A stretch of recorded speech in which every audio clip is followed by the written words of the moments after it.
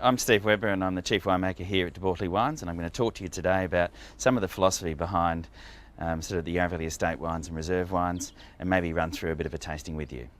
Some of the changes that we've made in the last sort of 5 years have really been to try and make our wines taste like the dirt that they're grown in.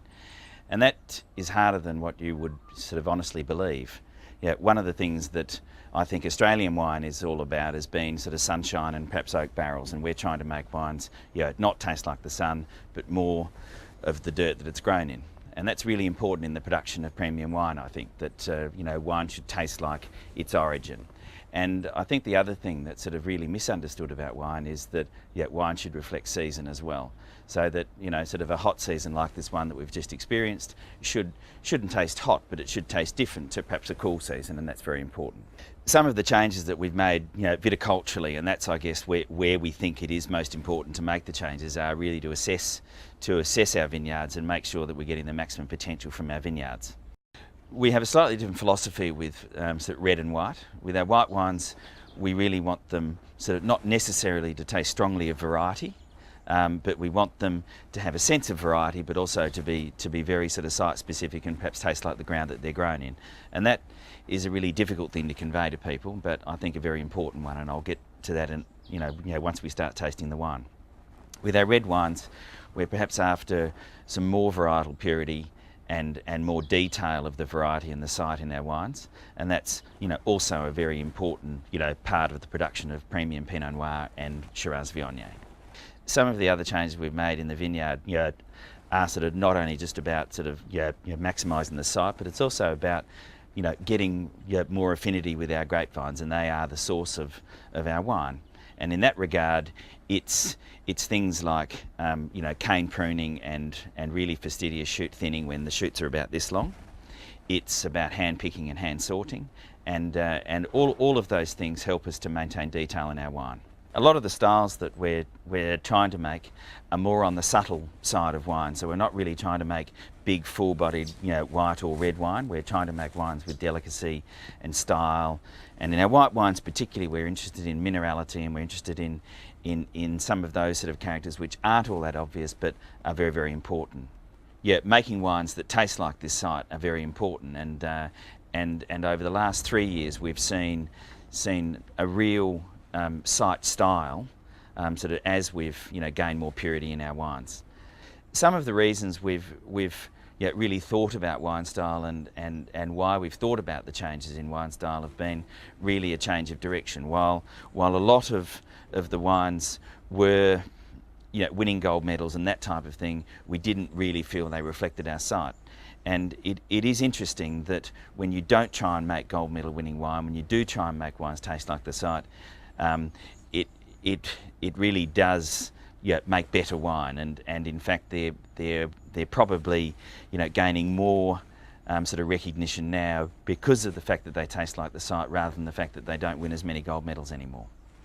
It's been our export markets as well that's really sort of pushed us to this change in wine style. I think places like the UK and Europe are interested in delicate wines that represent site and season, and perhaps aren't the traditional Australian big styles, and it's those markets that we're really getting some fantastic recognition. So let's now talk about some of the wines. I thought the first one I'd show you was the sort of Sauvignon, which is our version of Sauvignon Blanc. It's really quite different in style. We really enjoy the wines of Sancerre, and we're looking for Sauvignon Blanc with texture. The reason we've called it Sauvignon is perhaps to try and differentiate it away from the perception that people have for Sauvignon Blanc being, highly aromatic, perhaps, relatively thin in flavour, and those sort of things. We're looking for quite different things like sort of texture and some length of flavour in the wines, and that can only be achieved by perhaps barrel fermentation in old oak, and maybe a bit more solids and lots of lees stirring and those sort of things, which makes the wines taste different.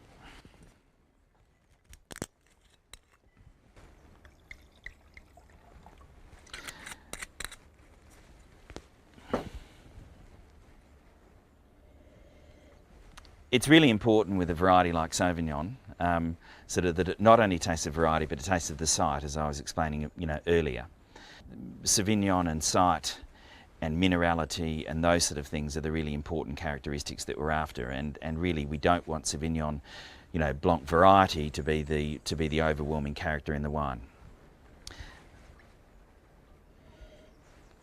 In fact, if it doesn't taste like Sauvignon Blanc, it probably doesn't matter.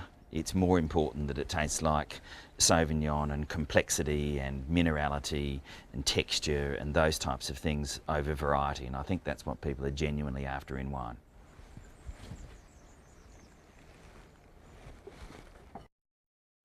So the second one I'm going to talk about is the Yarra Valley Chardonnay 2005. And this is a really important wine to us. It's probably been the most difficult variety in some of the changes we've made in the last 5 years. To try and express sight with a variety like Chardonnay is perhaps even more difficult than Pinot Noir and some of the varieties that people would normally associate with difficulty. So to make Chardonnay taste like this site is something that we've worked pretty hard on. Some of the things that we've done are perhaps picking a little bit earlier. We pick with a potential alcohol of about 12.5% these days. And the reason we do that is we're looking for brightness in fruit flavour, we're looking for good natural acidity, and we're not looking for overt Chardonnay fruit characters, such as sunshine and things like that. And we find that the longer you leave Chardonnay on the vine, we tend to get more of that peachy sort of characters. When you pick a little bit earlier, you tend to be looking at more grapefruit and more fruit characters that develop into mineral and really sort of gentle melon type characters. So when we look at the wine, we really are looking for some characters of Chardonnay, but really I'm also looking for the characters of the vineyard, and we're looking for perhaps a bit of earthiness and perhaps a bit of dirtiness in the wine. And wines that aren't quite clean are often really interesting to drink and really sort of terrific characters and those types of things from soil. So they're some of the things that I'm after. With a lot of the work that we're doing with barrel fermentation and with phenolics and that type of thing, we are really looking for texture in the wines as well, and that's a very important part of Chardonnay.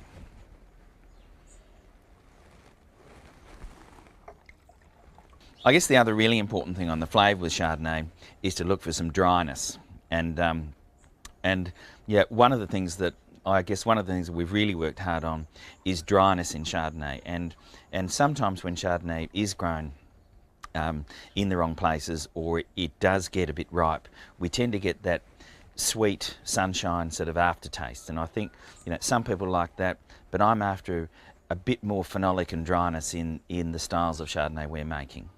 So the next one we're going to try is the Pinot Noir, and this is obviously estate grown as well. It's Pinot Noir is an extremely difficult grape variety, but I think in the last couple of years, once we've realised what we have to do in terms of the sort of gentleness of processing and that type of thing, we've realised that it isn't perhaps as difficult as what some people make out. Pinot Noir is an aromatic grape variety, and a lot of people don't realise that it is actually one of the aromatic grape varieties, similar to things like Gewürztraminer and Riesling in the red family. So the preservation of that aroma is vital in the production of premium Pinot Noir.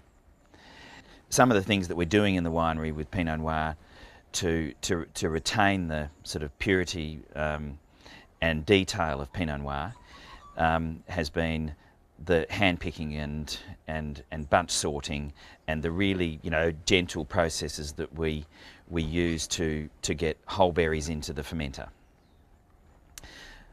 Whole berry fermentation is what we're trying to achieve, and it's that whole berry fermentation or fermentation within the berry itself to really try and extract the colour and flavour